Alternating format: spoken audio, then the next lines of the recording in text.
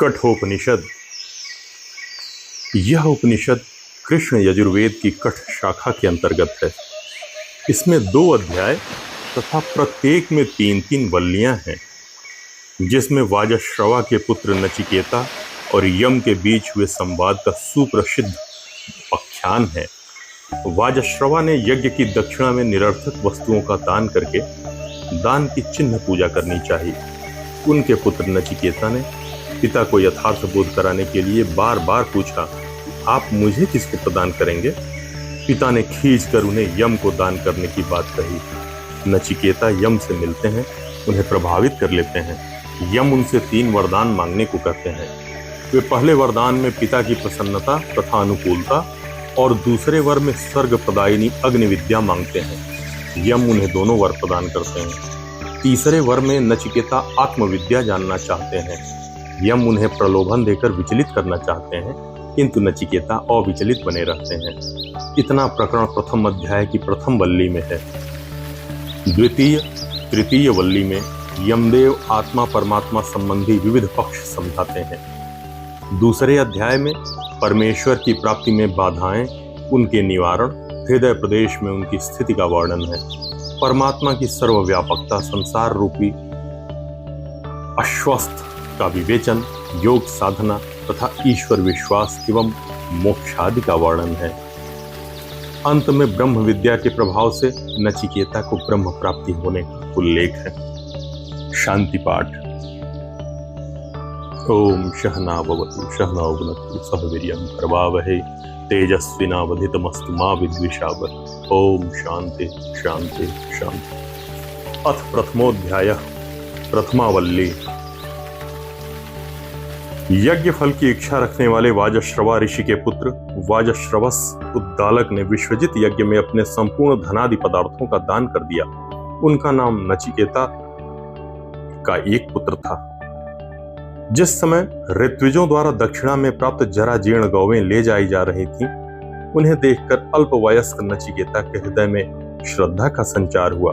उसने विचार किया, जो गौवें जल पी चुकी, घास खा चुकी, जिनका दूध दुहा जा चुका और जो इंद्रियों के शिथिल हो जाने पर प्रजनन सामर्थ्य से रहित हैं, वृद्धावस्था से जीर्ण और निरर्थक हो चुकी हैं, उन गौओं का दान करने से मेरे पिता वाजश्रवस निश्चित ही सुखों से रहित नरकादि लोगों को प्राप्त करेंगे।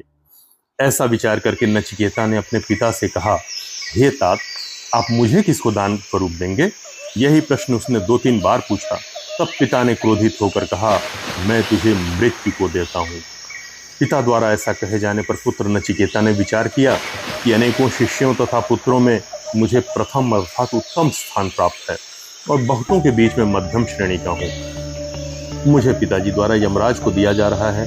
यम का ऐसा कौन सा कार्य है जो मेरे द्वारा संपन्न हो सकता है? क्रोध में अनर्थपूर्वक वचन किए जाने से व्यथित हो रहे अपने पिता से नचिकेता ने कहा, हे तात, आपके पितामहादि पूर्वजों ने जैसा आचरण किया है उस पर विचार करें तथा वर्तमान काल के दूसरे श्रेष्ठ सदाचारी जैसा आचरण करते हैं उस पर भी दृष्टिपात करें। मरण धर्मा मनुष्य फसल की भांति समय पर पकता है, जर्जर होकर मृत्यु को प्राप्त होता है और पुनः काल क्रमानुसार उत्पन्न होता है। पुत्र के वचन से सहमत होकर पिता ने नचिकेता को यम के पास भेज दिया। वे बाहर गए थे। नचिकेता प्रतीक्षारत रहे थे। लौटने पर यम की पत्नी ने उनसे कहा, वैश्वानर अग्नि ही ब्राह्मण अतिथि रूप में घरों में प्रवेश करते हैं। संभ्रांत जन उनका अर्घ्यपाद्यादि द्वारा सत्कार करते हैं, अतः जल प्रदान करें। जिनके घर में ब्राह्मण अतिथि भोजन किए बिना निवास करता है, उस मंद बुद्धि पुरुष की आशा अर्थात इष्टार्थ की प्राप्ति अभिलाषा, प्रतीक्षा अर्थात निश्चित इष्टार्थ की प्राप्ति प्रतीक्षा को, उनके संयोग से उपलब्ध होने वाले फल को, उपाधि निर्माण जन्य फल को तथा समस्त पुत्र और पशु आदि को आतिथ्य सत्कार से रहित अतिथि नष्ट कर देता है। यम ने कहा, हे ब्राह्मण, आप सम्माननीय अतिथि हैं, अतः आपको मेरा नमन है। मेरा कल्याण हो। हमारे घर पर आपने जो 3 रात तक बिना भोजन किए ही निवास किया है, इसके फलस्वरूप एक रात्रि के लिए आप हमसे 3 वर मांग लें। नचिकेता ने कहा, हे यमराज, मेरे पिता गौतम पुत्र उद्दालक मेरे प्रति शांत संकल्प वाले, प्रसन्न मन वाले तथा क्रोध रहित हो जाएं। आपके द्वारा वापस घर भेजे जाने पर मुझे मेरे पिता पहचान कर मेरे साथ पूर्ववत प्रेम पूर्ण व्यवहार करें। आपके द्वारा प्रदत्त 3 वरदानों में से यह प्रथम वर मांगता हूं। हे नचिकेता, आपको मृत्यु के मुख से मुक्त देखकर हमारे द्वारा प्रेरित अरुण पुत्र उद्दालक पूर्ववत ही पहचान लेंगे। यह हमारा पुत्र नचिकेता है ऐसा मानते हुए वे दुख और क्रोध से रहित होकर शेष रात्रियों में सुखपूर्वक शयन करेंगे। नचिकेता बोले, हे मृत्युदेव, स्वर्गलोक भयकारक नहीं है, वहां मृत्यु रूप आपका भी भय नहीं रहता, न वहां वृद्धावस्था डराती है। स्वर्गलोक में मनुष्य भूख व प्यास को पार कर शोक से निवृत्त होकर आनंद प्राप्त करते हैं। हे यमराज, आप स्वर्ग के साधन भूत अग्नि विद्या को भली भांति जानते हैं, अतः मुझ श्रद्धालु को वह अग्नि विद्या भली प्रकार समझाएं, जिसके द्वारा स्वर्गलोक को प्राप्त हुए पुरुष अमृत को प्राप्त करते हैं। इस अग्नि विद्या को मैं द्वितीय वर के रूप में मानता हूँ। नचिकेता की इस प्रकार कहने पर मृत्युदेव ने कहा, हे नचिकेता, स्वर्ग प्रदायिनी अग्नि विद्या को विधि पूर्वक जानने वाला मैं उसे विस्तार पूर्वक कहता हूँ। तुम उस विद्या को मुझसे भली प्रकार समझ लो। अनंत लोक को प्राप्त कराने वाली संसार की आधार स्वरूपा इस अग्नि विद्या को गुहा में स्थित समझो। तदनंतर यमाचार्य ने लोकों की आदि कारण भूत अग्नि विद्या को नचिकेता के समक्ष कहा। जिस प्रकार की जितनी इष्टकाओं, ईंटों या इकाइयों का जिस प्रकार चयन किया जाना है उसकी संपूर्ण विधि को समझाया। नचिकेता ने भी जैसा उनसे कहा गया था ठीक उसी प्रकार यमदेव के समक्ष पुनः सुना दिया। तब नचिकेता की ग्राह्य क्षमता से संतुष्ट होकर यमदेव ने फिर कहा। महात्मा यमाचार्य ने प्रसन्न होकर नचिकेता से कहा, आज मांगे गए 3 वरों के अतिरिक्त 1 वर और भी देता हूँ। मेरे द्वारा कही गई यह अग्नि विद्या अब तुम्हारे नाम से ही प्रख्यात होगी। तुम इस अनेक रूपों वाली शब्द रूपिणी ज्ञान तत्वमयी माला को स्वीकार करो। त्रिविध नाचिकेत विद्या का ज्ञाता 3 संधियों को प्राप्त होकर 3 कर्म संपन्न करके जन्म मृत्यु से पार हो जाता है। वह ब्रह्म रूप, यज्ञ रूप, स्तुत्य देव का साक्षात्कार करके निश्चित रूप से अत्यंत परम शांति को प्राप्त करता है। जो त्रिनाचिकेत विद्या के ज्ञाता इस अग्नि के इन 3 स्वरूपों को जानकर नाचिकेत अग्नि का चयन करते हैं, वे शरीर त्याग के पूर्व ही मृत्यु के पाशों को काटकर स्वर्गलोक का आनंद प्राप्त करते हैं। हे नचिकेता, यह स्वर्ग प्रदान करने वाली अग्नि विद्या है। तुमने द्वितीय वर के द्वारा जिसका वर्ण किया है, मनुष्य आज से इस अग्नि को तुम्हारे ही नाम से जानेंगे और प्रयोग करेंगे। हे नचिकेता, तीसरे वर को मांग लो। नचिकेता ने कहा, मनुष्य के मृत हो जाने पर आत्मा का अस्तित्व रहता है, ऐसा ज्ञानियों का कथन है, और अन्य कुछ की मान्यता यह है कि मृत्यु के पश्चात अस्तित्व नहीं रहता। आपके उपदेश से मैं इस संदेह से मुक्त होकर आत्म रहस्य को भली प्रकार जान सकूं, वरों में यही मेरा तीसरा वर है। यम ने कहा, हे नचिकेता, पूर्व काल में देवताओं ने भी इस आत्मा के विषय में संशय किया था।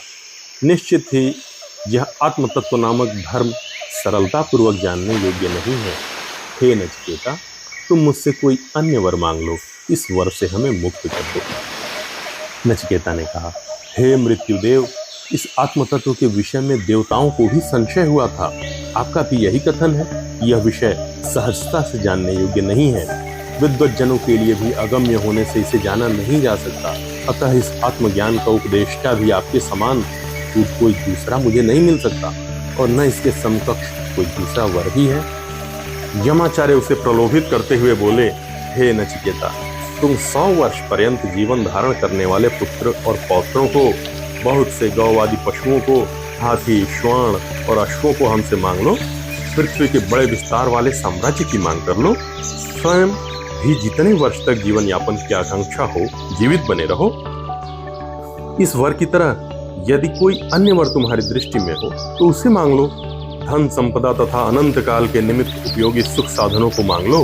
हे नचिकेता, तुम इस विस्तृत भूमंडल पर वृद्धि प्राप्त करो। हम तुमको कामनाओं का इच्छानुकूल उपभोग करने वाला बना देते हैं। हे नचिकेता, मर्त्यलोक में जो जो भोग्य पदार्थ दुर्लभ हैं, उन सभी को तुम स्वेच्छापूर्वक मांग लो। रथ और कर्णप्रिय वाद्य विशेषों से युक्त इन स्वर्ग की अप्सराओं को प्राप्त कर लो।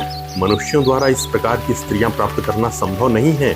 हमारे द्वारा प्रदत्त इन रमणियों से आप अपनी सेवा सुश्रूषा कराएं। किंतु हे नचिकेता, मृत्यु के पश्चात आत्मा का क्या होता है यह हमसे न पूछे।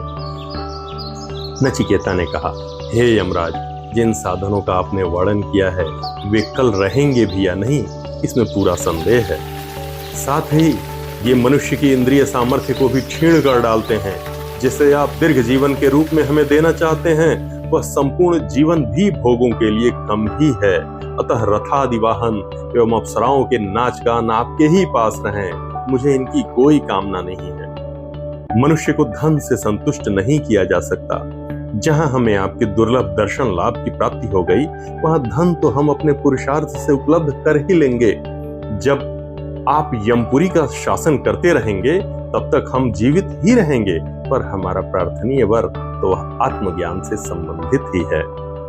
हे यमराज, वृद्ध होकर मृत्यु को प्राप्त करने वाला ऐसा कौन विवेकशील मनुष्य होगा जो आप जैसे जरा मरण रहित देवताओं के दुर्लभ सानिध्य को प्राप्त करके भी अप्सराओं के सौंदर्य प्रेम तथा आमोद प्रमोद जन्य क्षण भंगुर सुखों की अभिलाषा करेगा। हे मृत्युदेव, जिस आत्म तत्व के विषय में देवता भी संदेह करते हैं कि आत्मा का अस्तित्व है या नहीं, उसके विषय में आपका जो भी सुनिश्चित मंतव्य हो हमें वह बताएं। यह जो अत्यंत गूढ़ तथा मेरे हृदय पटल पर स्थित वर है, इसके अतिरिक्त अन्य किसी वर की नचिकेता को कामना नहीं है। द्वितीयावल्ली। यमराज ने नचिकेता से कहा, श्रेय कल्याण का मार्ग और प्रेय सांसारिक भोग्य पदार्थों का मार्ग दोनों पृथक पृथक हैं। भिन्न भिन्न परिणाम देने वाले दोनों श्रेय और प्रेय मार्ग मनुष्य को अपनी अपनी ओर आकर्षित करते हैं। उन दोनों में से श्रेय कल्याण मार्ग को स्वीकार करने वाले साधकों को श्रेष्ठ फल प्राप्त होते हैं, और जो सांसारिक भोगों से युक्त प्रेय मार्ग के पथिक हैं, वे मानव जीवन के महान उद्देश्य से भटक कर पतन पराभव को प्राप्त करते हैं। श्रेय और प्रेय दोनों ही मार्ग मनुष्य के समक्ष उपस्थित होते हैं। बुद्धिमान मनुष्य उन दोनों को भली प्रकार विचार करके उन्हें पृथक पृथक रूप से जान लेते हैं। विवेकशील साधक निश्चित रूप से प्रिय लगने वाले भोग साधनों की अपेक्षा कल्याण पथ को श्रेयस्कर मानकर उसे ही वर्ण करते हैं। मंदमती अविवेकी जन अप्राप्त वस्तु की प्राप्ति और क्षेम प्राप्त वस्तु के संरक्षण की अभिलाषा से बाह्य आकर्षणों के वशीभूत होकर प्रिय पथ को ही स्वीकार करते हैं। हे नचिकेता, सांसारिक भोग विलास के नश्वर साधनों को तुमने विचारपूर्वक त्याग दिया है। भौतिक जगत के जिन मायावी प्रलोभनों में अज्ञानी पुरुष जकड़े रहते हैं, तुम उन बंधनों में नहीं पड़े। जो श्रेय और प्रेय मार्ग विद्या और अविद्या के रूप में जाने गए हैं, वे दोनों परस्पर बिल्कुल विपरीत और भिन्न भिन्न फल वाले हैं। हे नचिकेता, तुमको हम श्रेय आध्यात्मिक मार्ग का साधक मानते हैं, क्योंकि तुम्हें चकाचौंध प्रदान करने वाले भोग विलास के साधनों ने प्रलोभित नहीं किया। अविद्या ज्ञान अंधकार के मध्य में स्थित होते हुए भी स्वयं को विद्वानों और विशेषज्ञों की श्रेणी का मानने वाले मूढ़ जन अनेक प्रकार के कुटिल मार्गों का सहारा लेते हुए ठीक उसी प्रकार की ठोकरें खाते फिरते हैं जैसे अंधों के द्वारा ले जाए जाने वाले अंधे। धन के व्यामोह से जकड़े हुए विवेकीहीन प्रमादी पुरुष के अंतरंग में पारलौकिक विचारधारा का अभ्युदय नहीं होता, क्योंकि वह जीवन के अस्तित्व को प्रत्यक्षवाद पर ही आधारित मानता है। आध्यात्मिक जीवन के अस्तित्व को नकारने वाले शरीराभिमानी मनुष्य बार बार जन्म मरण के बंधन में घूमता हुआ हमारे वशीभूत होकर रहता है। जन साधारण को आत्म तत्व ज्ञान के संबंध में जानने का सुअवसर तक नहीं मिलता। अगर संयोग से ऐसा अवसर मिला भी तो अधिकांश ज्ञान प्रकाश के अभाव में अपने जीवन को तदनुरूप ढालने में सक्षम नहीं होते।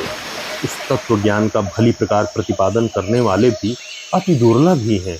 उस ज्ञान को ग्रहण करने वाला कोई भी कुशल जिज्ञासु ही सुपात्र होता है। विशेषज्ञ आचार्य द्वारा तत्व ज्ञान से अनुप्राणित तत्ववेत्ता भी अति दुर्लभ ही होता है। अनधिकारी मनुष्य जिसने इसका भली प्रकार साक्षात्कार नहीं किया, द्वारा कहा गया यह आत्म तत्व सहजता से जानने योग्य नहीं। किसी तत्ववेत्ता आचार्य द्वारा न समझाए जाने पर भी इस संबंध में कोई प्रगति नहीं हो पाती। यह विषय न बहुत गूढ़ है, अतएव वह तर्क वितर्क के दायरे में सीमाबद्ध नहीं है। हे प्रिय नचिकेता, श्रेष्ठ आत्मज्ञान के निमित्त शुष्क तर्क वितर्क की ऊहापोह से भिन्न आपकी बुद्धि प्रखर है। ऐसी मेधा शक्ति को तर्क द्वारा प्राप्त नहीं किया जा सकता। हे नचिकेता, आप सचमुच ही यथार्थ सत्य के अन्वेषक हैं। आप जैसे जिज्ञासु शिष्य ही हमें प्राप्त हो। मैं जानता हूं कि यह कर्म फल जन्य संपदा नाशवान है। नश्वर साधनों के द्वारा उस नित्य आत्म तत्व को प्राप्त किया जाना शक्य नहीं। मेरे द्वारा नाचिकेत अग्नि का चयन किया गया है। उन्हीं अनित्य पदार्थों अथवा साधनों द्वारा मैंने अभिलषित नित्य आत्म तत्व यम पद को प्राप्त किया है। हे नचिकेता, आपने भोग्य साधनों से भरपूर यज्ञ के चिरस्थायी फल से युक्त, असीम निर्भयता से युक्त, स्तुत्य और प्रशंसनीय प्रतिष्ठा से संपन्न स्वर्गलोक को धैर्यपूर्वक छोड़ दिया है। यह आपका अति बुद्धिमत्तापूर्ण निर्णय है।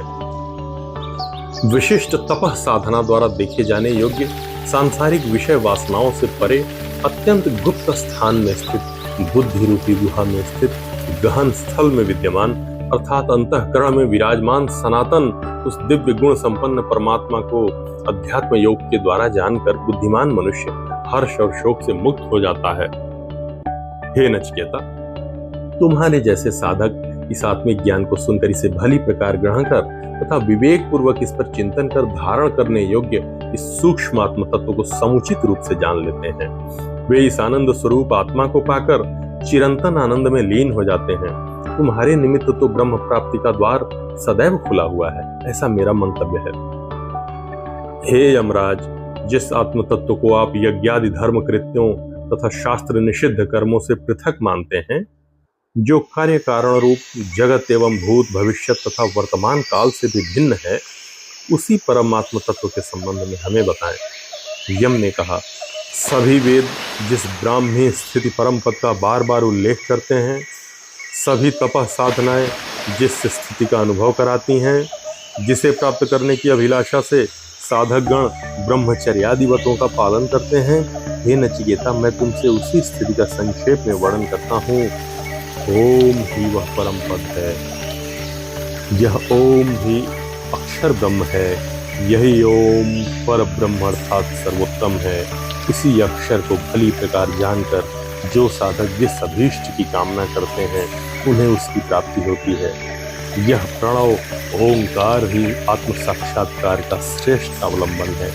यही परमात्मा के ध्यान का आधार होने से सर्वश्रेष्ठ है। इस ब्रह्म प्राप्ति के आश्रय को जानकर साधक गण ब्रह्मलोक को प्राप्त करते हैं। यह नित्य ज्ञान स्वरूप आत्मा न तो उत्पन्न होता है, न मृत्यु को ही प्राप्त होता है। यह आत्मा न तो किसी अन्य से उत्पन्न हुआ है और न इससे ही कोई उत्पन्न हुआ है।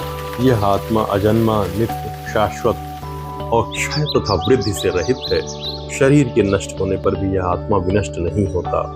यदि हनन करने वाला व्यक्ति अपने को मारने में सक्षम मानता है और हनन किया हुआ व्यक्ति स्वयं को मरा हुआ मानता है, तो वे दोनों ही आत्म तत्व के संबंध में अनभिज्ञ हैं, क्योंकि यह आत्मा न तो किसी को विनष्ट ही करता है और न किसी के द्वारा इसे मारा जाना शक्य है। परमात्म चेतना इस जीवात्मा की हृदय रूपी गुफा में अणु से भी अति सूक्ष्म और महान से भी अति महान रूप में विराजमान है। निष्काम कर्म करने वाले तथा शोक रहित कोई विरले साधक की परमात्मा की अनुकंपा से ही उसे देख पाते हैं। एक स्थान पर विराजमान होते हुए भी वह परम चेतना दूर चली जाती है और शयन करते हुए भी सभी जगह गमन करती है। हर्षयुक्त और हर्ष रहित उस देव को मेरे अतिरिक्त अन्य कौन भली प्रकार जानने में सक्षम हो सकता है।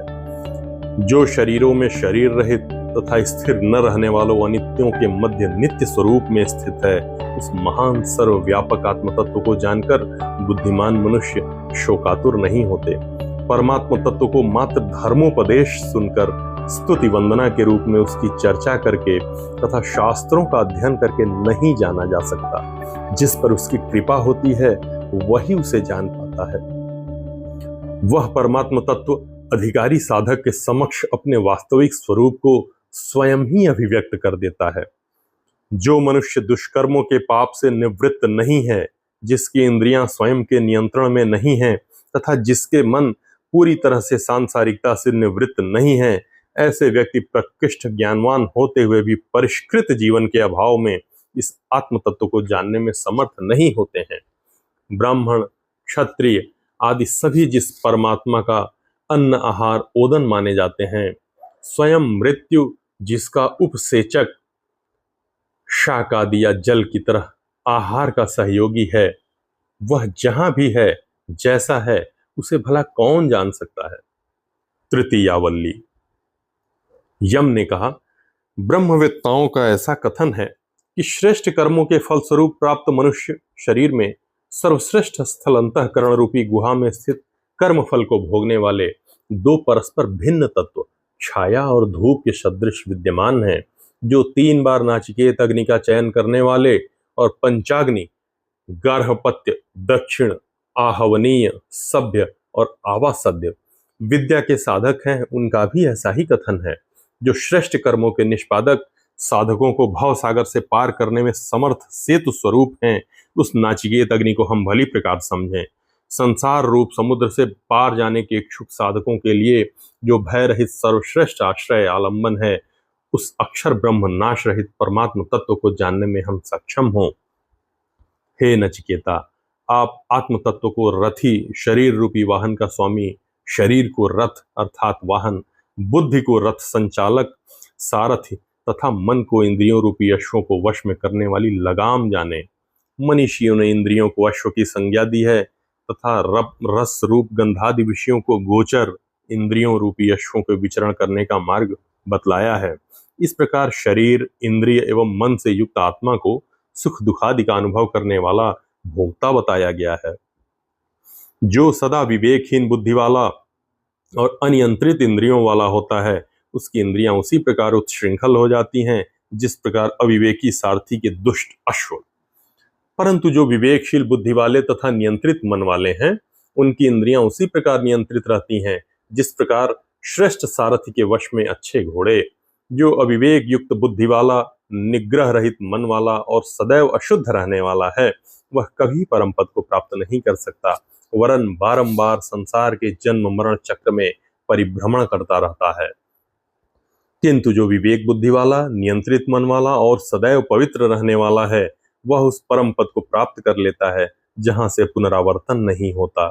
जो मनुष्य विवेक युक्त बुद्धि रूप सारथी वाला और मन को संयत रखने वाला है, वह संसार सागर से पार होकर विष्णु भगवान के परम पद को प्राप्त कर लेता है।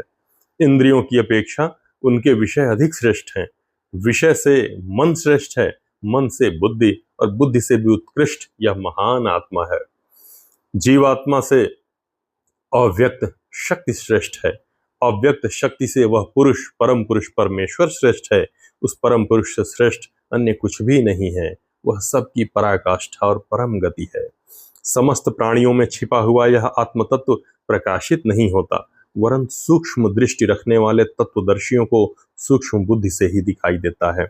बुद्धिमान प्रज्ञावान व्यक्ति के लिए उचित है कि वह सर्वप्रथम वाक आदि इंद्रियों को मन में लीन करे, मन को ज्ञान स्वरूप बुद्धि में निरुद्ध करे, बुद्धि को महान तत्व आत्मा में विलीन करे और उस आत्मा को परम पुरुष परमात्मा में नियोजित करे। हे मनुष्यों, जागो, उठकर खड़े हो, श्रेष्ठ व ज्ञानी पुरुषों से ज्ञान प्राप्त करके परमात्म तत्व को जानो।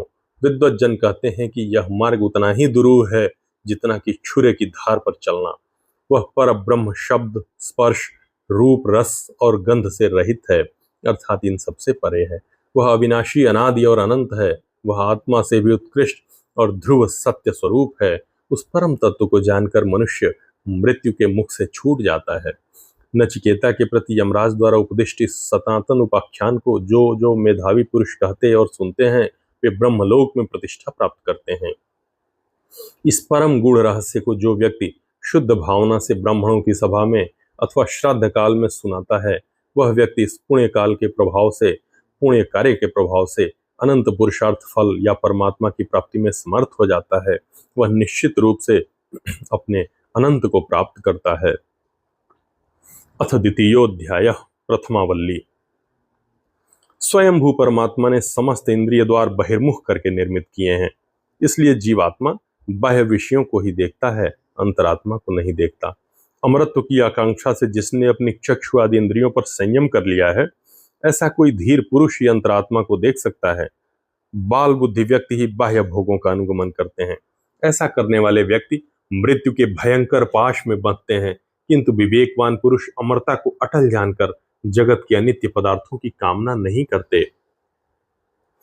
जिस अंतश्चेतना के अनुग्रह से मनुष्य शब्द, स्पर्श, रूप, रस, गंध आदि इंद्रिय सुखों का अनुभव करता है, उसी के अनुग्रह से यह भी जानता है कि यहाँ क्या अवशिष्ट रहता है। यही वह आत्म तत्व अथवा परमात्म तत्व है। जिस चेतना के द्वारा मनुष्य जागृत और स्वप्न दोनों स्थितियों में दृश्यमान पदार्थों को देखता है, उस सर्वव्यापी और महान सर्वात्मा को जानकर धीर और बुद्धिमान पुरुष किसी भी स्थिति में शोक नहीं करते। जो पुरुष जीवन प्राप्त करने वाले, जीवन प्रदान करने वाले, कर्म फल प्रदान करने वाले, भूत, भविष्यत एवं वर्तमान काल में शासन करने वाले आत्म तत्व को अपने अत्यंत समीप समझता है, वह उनके स्वरूप को कभी नहीं भूलता, न किसी की निंदा करता है, न ही किसी से घृणा करता है। यही वह परब्रह्म है जो अपने तप से जल आदि पंच महाभूतों से भी पूर्व उत्पन्न हुए तथा सबके हृदय गुहा में निवास करने वाले ब्रह्म को इसी रूप में देखता है, वह यथार्थ जानता है। यही वह ब्रह्म है। देव क्षमता संपन्न अदिति, देव माता अदिति या अखंड चेतना जो सर्वप्रथम प्राणों जीवनी शक्ति सहित उत्पन्न होती है, वह सभी की हृदय गुहा में प्रविष्ट होकर वहीं निवास करती है। यही वह परब्रह्म है। जिस प्रकार गर्भवती स्त्रियों द्वारा विधिवत पोषित गर्भ धारण किया जाता है, उसी प्रकार जात वेदा अग्नि दो अरणियों के मध्य स्थित रहता है। वह प्रज्वलित होकर हवन करने योग्य सामग्रियों से युक्त पुरुषों द्वारा प्रतिदिन स्तुत्य होता है। यही वह ब्रह्म है। जहां से सूर्यदेव उदित होते हैं और जहां तक जाते हैं अर्थात अस्त होते हैं, वहां समस्त देव शक्तियां विद्यमान हैं। उसे कोई भी लांघने में समर्थ नहीं है। यही वह परमेश्वर है। जो सर्वप्रथम परमेश्वर को इहलोक और परलोक में अलग अलग रूपों में देखता है, वह मृत्यु से मृत्यु को प्राप्त होता है, अर्थात बारंबार जन्म मरण के चक्र में फंसता है। सत्य अथवा शुद्ध मन से ही परमात्मा का तत्व जाना जा सकता है। इस जगत में ईश्वर के अतिरिक्त अन्य कुछ भी नहीं है, किंतु जो व्यक्ति इसमें भिन्नता देखता है, वह मृत्यु से मृत्यु का वर्ण करता है। जो परम पुरुष अंगुष्ठ परिमाण में प्राणी की देह के मध्य भाग में स्थित है, वह भूत, भविष्यत और वर्तमान का शासक है। उसे इस प्रकार जान लेने के बाद प्राणी न तो किसी की निंदा करता है और न ही किसी से घृणा करता है। यही वह परब्रह्म है। वह अंगुष्ठ परिमाण वाला परमात्मा धुएं से रहित प्रखर ज्योति के समान है, जो सब पर शासन करता है। वह नित्य सनातन ब्रह्म जैसा कल था, वैसा ही आज भी अपरिवर्तनीय है। यही वह परब्रह्म है। जिस प्रकार वर्षा का जल ऊंचे शिखरों पर बरसकर पहाड़ के नीचे विभिन्न स्थलों में चला जाता है, उसी प्रकार विभिन्न धर्म संप्रदाय वालों अथवा विभिन्न स्वभाव वाले मनुष्यों, असुरों और देवों को जो भी परमेश्वर से भिन्न देखता है, वह उन्हीं का अनुगमन करता है, अर्थात उस बिखरे जल की तरह विभिन्न देवासुर आदि के लोकों व योनियों में भटकता रहता है। हे गौतम नचिकेता, जिस प्रकार शुद्ध जल सिंचित होने पर जहां जाता है उसी रूप में बदल जाता है, इसी प्रकार ज्ञानी इस तत्व को समझ लेने वाले की आत्मा भी उसी प्रकार की हो जाती है। द्वितीयावल्ली। चैतन्य और अज पर ब्रह्म का नगर 11 द्वारों वाला है। 2 नेत्र, 2 कान, 2 नाक के छिद्र, 1 मुख, नाभि, गुदा, जननेन्द्रिय और ब्रह्मरंध्र, शरीर के ये 11 छिद्र ही 11 द्वार हैं। उस परमेश्वर का निष्ठापूर्वक ध्यान अनुष्ठान करने वाला जीव कभी शोक नहीं करता और शरीर के स्थित रहते हुए ही कर्म बंधनों से मुक्त हो जाता है। यही है वह परब्रह्म। वह हंस जीवात्मा या परब्रह्म प्रकाशित है। वही अंतरिक्ष में स्थित वसु है। घरों में होने वाला अतिथि भी वही है। यज्ञ वेदिका पर स्थित अग्नि और आहुति प्रदान करने वाला भी वही है। मनुष्यों में श्रेष्ठ देव, पितृ आदि रूपों में भी वही प्रतिष्ठित है। वही सत्य और आकाश में भी निवास करने वाला है।